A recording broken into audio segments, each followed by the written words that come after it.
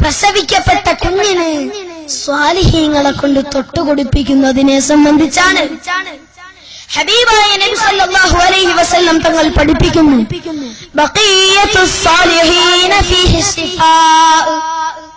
സ്വാലിഹീങ്ങൾ ഉപയോഗിച്ചതിന്റെ ബാക്കിയുള്ളതിൽ ശിഫയുണ്ട്.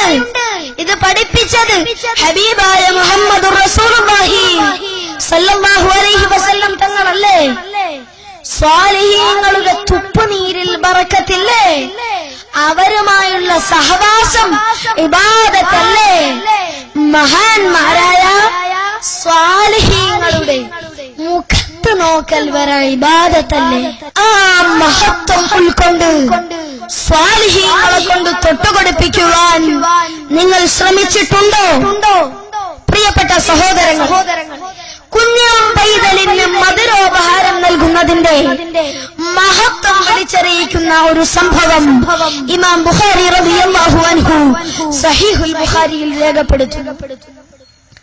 മഹദിയായ ബീവി അസ്മാ റളിയല്ലാഹു അൻഹാ സിദ്ദീഖുൽ അക്ബർ തങ്ങളുടെ പ്രിയ പുത്രി ആയിഷത്തു തുഹ്റ റളിയല്ലാഹു അൻഹയുടെ ജ്യേഷ്ഠത്തി മഹദി പറയുന്നു, ഞാൻ എന്റെ മകനെ മക്കയിൽ വെച്ചാണ് ഗർഭം ധരിച്ചത്. എന്നാൽ പൂർണ്ണ ഗർഭിണിയായിരിക്കെ ഞാൻ മദീനത്തേക്ക് ഹിജറ പോയി. ഫനസൽതു ബിഖുബാ, ഞാൻ മദീനത്തെ ഖുബായിൽ ഇറങ്ങി. ഫവലത്തുഹു ബിഖുബാ, അവിടെ വെച്ച് ഞാൻ എന്റെ മകനെ പ്രസവിച്ചു. എന്റെ മകനെ ഞാൻ ഹബീബായ നബി തങ്ങളുടെ തിരുഹദ്റത്തിലെത്തിച്ചു. നബി സല്ലല്ലാഹു അലൈഹി വസല്ലം തങ്ങൾ കാരയ്ക്ക് ആവശ്യപ്പെട്ടു. ഇമാം ബുഖാരി റളിയല്ലാഹു അൻഹു രേഖപ്പെടുത്തുന്നു, ثم دعا بتمرة فمضغها ثم طفل فيه. നബി സല്ലല്ലാഹു അലൈഹി വസല്ലം തങ്ങൾ അവന്റെ വായിലേക്ക് കാരയ്ക്ക ചവച്ചു വെച്ചു കൊടുത്തു.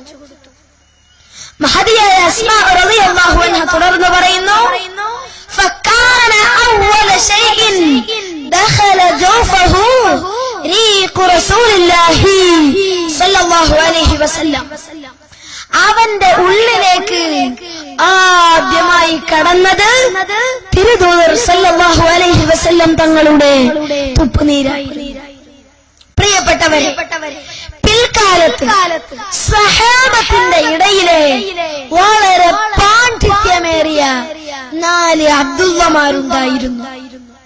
ഒന്ന് അബ്ദുല്ലാഹി ഇബ്നു അബ്ബാസ് റളിയല്ലാഹു അൻഹു, 2 അബ്ദുല്ലാഹി ഇബ്നു ഉമർ റളിയല്ലാഹു അൻഹു, 3 അബ്ദുല്ലാഹി ഇബ്നു സുബൈർ റളിയല്ലാഹു അൻഹു, 4 അബ്ദുല്ലാഹി ഇബ്നു മസ്ഊദ് റളിയല്ലാഹു അൻഹു. ഇവരിൽപ്പെട്ട അബ്ദുല്ലാഹി ഇബ്നു സുബൈർ റളിയല്ലാഹു അൻഹു ആണ് ഈ കുഞ്ഞെന്ന് ഞാനും നിങ്ങളും തിരിച്ചറിയണം. അപ്പോൾ തിരുദൂതർ സല്ലല്ലാഹു അലൈഹി വസല്ലം തങ്ങളുടെ തുപ്പുനീരിന്റെ പവർ കൊണ്ടും മാത്രമാണ് അബ്ദുല്ലാഹി ഇബ്നു സുബൈർ റളിയല്ലാഹു അൻഹുവിനെ സഹാബത്തിന്റെ ഇടയിലെ വലിയ പണ്ഡിതനാക്കി മാറ്റിയതെങ്കിൽ സ്വാലിഹീങ്ങളെ കൊണ്ട് പ്രസവിക്കപ്പെട്ട കുട്ടിക്ക് തൊട്ടുകൊടുക്കുന്നതിന്റെ മഹത്വം ഞാനും നിങ്ങളും മനസ്സിലാക്കണം. ഇനി ആരാണ് കുട്ടിക്ക് തൊട്ടുകൊടുക്കേണ്ടതെന്ന് ഞാനൊന്ന് ചെറുതായി പറയാം. കുട്ടിക്ക് തൊട്ടുകൊടുക്കേണ്ടത് ആരാണെന്ന് വിശുദ്ധ ഇസ്ലാമിന്റെ പ്രമാണങ്ങൾ നമ്മെ പഠിപ്പിക്കുന്നുണ്ട്. കുട്ടിക്ക് തൊട്ടുകൊടുക്കേണ്ടത് നന്മയുള്ള സത്യവിശ്വാസിയായിരിക്കണമെന്ന് ഇമാം മുഹീദ്ദീൻ നവവി റഹ്മത്തുള്ളാഹി അലൈഹി തന്റെ ശറഹുൽ മുഹദ്ദബിൽ വ്യക്തമാക്കുന്നു.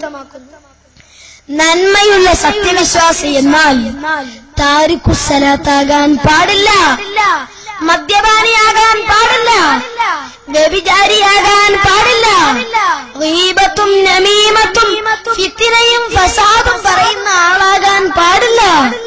മുത്തുനബി സല്ലല്ലാഹു അലൈഹി വസല്ലം തങ്ങളെയും സച്ചരിതരായ സഹാബത്തിനെയും മഹത്തുക്കളായ ഔലിയാക്കളെയും ആലിമീങ്ങളെയും സാദാത്തുക്കളെയും കുറ്റം പറഞ്ഞു നടക്കുന്ന പുത്തൻ പ്രസ്ഥാനക്കാരനാകാൻ തീരെയും പാടില്ല സഹോദരങ്ങളെ.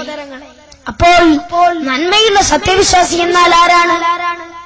നന്മയുള്ള സത്യവിശ്വാസി എന്നാൽ അല്ലാഹുവിന്റെ മഹത്തുക്കളായ ഔലിയാക്കൾ, സാദാത്തുക്കൾ, ആലിമീങ്ങൾ, ആരിഫീങ്ങൾ, ഇബാദത്തിൽ പ്രത്യേകം ശ്രദ്ധ പുലർത്തുന്ന ആബിദീങ്ങൾ, ഇവരൊക്കെയാണ് നന്മയുള്ള സത്യവിശ്വാസികൾ.